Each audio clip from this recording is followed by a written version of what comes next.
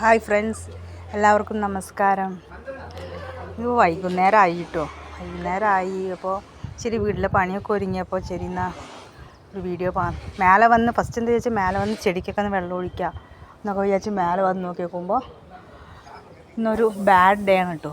കാരണം എന്താ അറിയുമോ, ഇതിൻ്റെ എന്താന്ന് പറയുക, നിറയെ പണിയൊക്കെ കഴിഞ്ഞിട്ട് കുറച്ച് കഴിഞ്ഞാൽ ശരി നമുക്കെന്നാ ചെടി നനയ്ക്കാമെന്ന് വിചാരിച്ച് മേലെ വന്നാൽ എനിക്കെൻ്റെ ചെടിയൊക്കെ കണ്ടപ്പോൾ ഭയങ്കര സങ്കടമായി. വേറെ ഒന്നുമല്ല കേട്ടോ, ഞാൻ എന്താ പറയുക പറഞ്ഞിരുന്നല്ലോ നിങ്ങളോട്, ഈ എലിയുടെ ശല്യമുണ്ട്, ഭയങ്കരമായിട്ട് എലി ശല്യമുണ്ട് വീട്ടിലല്ല മേലെ ടെറസിൻ്റെ മുകളിൽ കൂടെയൊക്കെ എലി വരും.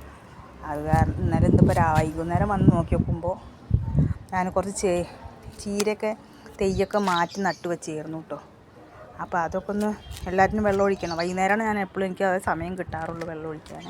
അപ്പോൾ ഞാൻ വെള്ളം ഒഴിക്കാമെന്ന് വെച്ചാൽ മറ്റേ ചീരയൊക്കെ മാറ്റി നട്ടയാണ്. ചീരയൊക്കെ കണ്ടില്ലേ കൂട്ടുകാരെ, എല്ലാ എലിയും നാശമാക്കി.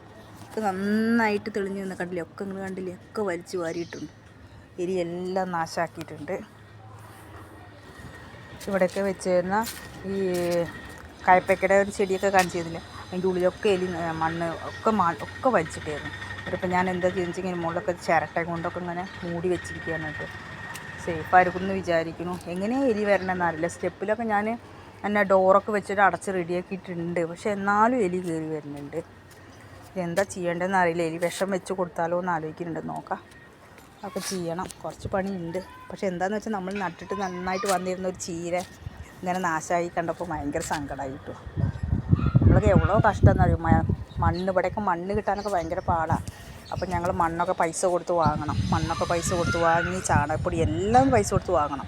പൈസ കൊടുത്ത് വാങ്ങി നമ്മളിതേപോലെ ഒരു മുകളിൽ താഴെയാണെങ്കിൽ കൂടി നമുക്ക് ഈസിയായിട്ട് വെക്കാം. അതിപ്പോൾ ടെറസിൻ്റെ മുകളിൽ കൊണ്ടുവന്ന് അത് റെഡിയാക്കി പോട്ട് റെഡിയാക്കി അത് വെച്ച് വളർത്തി ഉണ്ടാക്കുമ്പോഴേക്കും ഭയങ്കര പ്രയാസമുള്ളൊരു പണിയാണ് കേട്ടോ. പക്ഷേ എനിക്ക് ഒരുപാട് ഇഷ്ടമാണ് ഇങ്ങനത്തെയൊക്കെ പണി. അതുകൊണ്ടാണ് ഞാൻ ഈ ചെയ്യുന്നത്. അപ്പോൾ ഇത് കണ്ടപ്പോൾ വല്ലാത്തൊരു സങ്കടം. അപ്പോൾ അത് നിങ്ങളായിട്ടൊന്ന് ഷെയർ ചെയ്യാമെന്ന് വിചാരിച്ചിട്ടാണ് ഞാനത് വീഡിയോ ആയിട്ട് പിടിച്ചത് കേട്ടോ. എന്നിട്ട് ഈ റോസൊന്നും മാന്താറില്ല, ഇത് നാശാക്കാറില്ല കേട്ടോ. കാരണം എനിക്ക് മുള്ളുള്ളതുകൊണ്ട് എന്താണെന്നറിയില്ല, റോസൊന്നും നാശാക്കാറില്ല. റോസൊക്കെ നാശാക്കി എനിക്ക് ഇനിയും സങ്കടമാവും. ശരി, നമ്മൾ ഒന്നുകൂടി ട്രൈ ചെയ്യാം. ഇനി ഒന്ന് മാറ്റി ആ പാത്രമൊക്കെ അവിടെ നിന്നെടുത്തൊന്ന് മാറ്റി വെച്ചിട്ട് വേറെ ഒരു ഭാഗത്തേക്ക് കുറച്ച് ഹൈറ്റാണ് ഭാഗത്തേക്ക് എവിടേക്കെങ്കിലും കയറ്റി വെച്ചിട്ട് തിരിച്ചു വലിഞ്ഞ് വിത്തിടണം. അല്ലെങ്കിൽ കുറച്ച് ചീര വളർന്നു വന്നതുണ്ട്, അത് എടുത്തിട്ട് അതിലേക്ക് മാറ്റി നടണം. നമ്മളെ ജമന്തിയൊക്കെ കുറച്ച് വിരിഞ്ഞു കേട്ടോ. നല്ല കളറാണ് കേട്ടോ ജമന്തി, കണ്ടില്ലേ.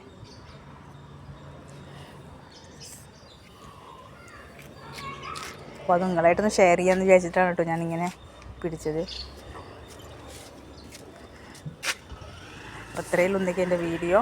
ഓക്കെ, നിർത്തുകയാണ്. Bye, thank U.